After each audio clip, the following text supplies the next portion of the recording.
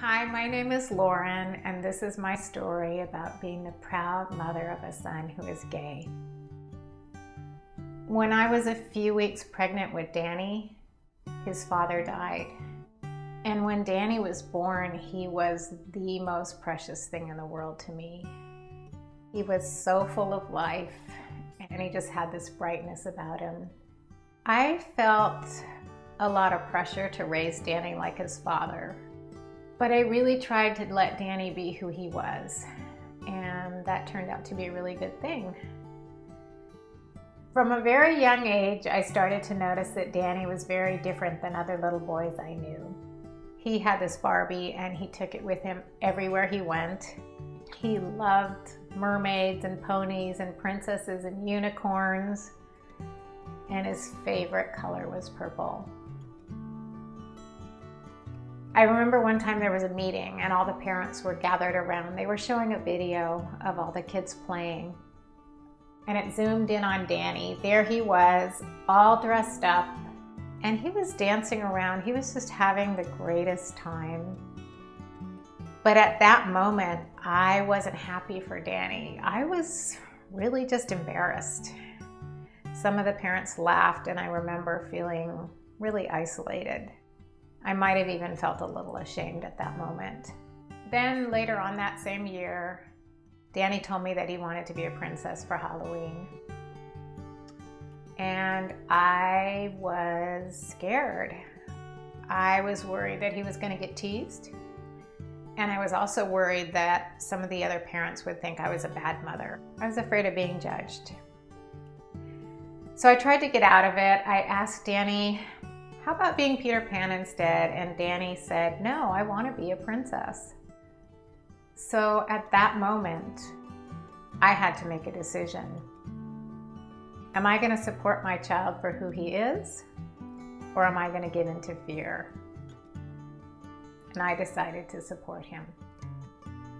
So we went downtown to the thrift store and bought this big, fluffy, purple lacy dress. And I cut it down to size just for Danny. I was still worried, so I talked to Beatriz, the director of the preschool. She said she would make sure that nobody messed with Danny. And she also reassured me. She said it's normal for Danny to like to dress up, and there's other little boys who do that too. That made me feel a lot better. Danny ended up having a really good day that Halloween. Nobody teased him. And from his perspective, there wasn't anything unusual about it. I always loved Danny from the minute he was born, but it took me a while to really accept who he was and be proud of him. I was still pretty confused. I think part of the confusion was some of the things people said to me. Like, "I wish you would raise Danny more like a boy, more like his dad." So there was a lot of pressure around trying to get Danny to fit into the box of being a boy.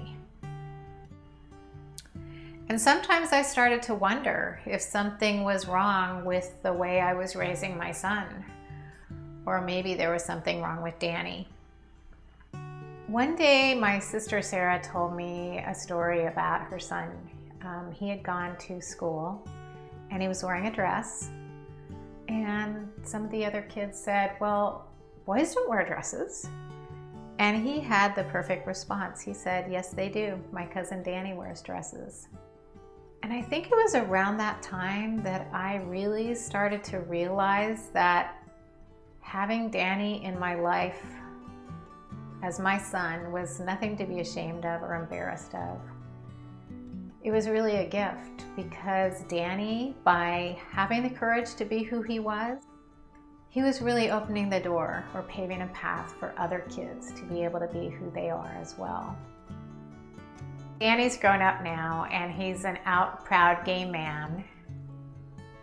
And one thing I'm really sure of is that Danny could never be happy if he couldn't be who he was. I've learned so much being Danny's mother. And one thing I've learned is that children aren't born in gender boxes, we put them there. And I really believe that children like Danny give us a glimpse into a future where everyone can be free to be who they are and be loved and supported.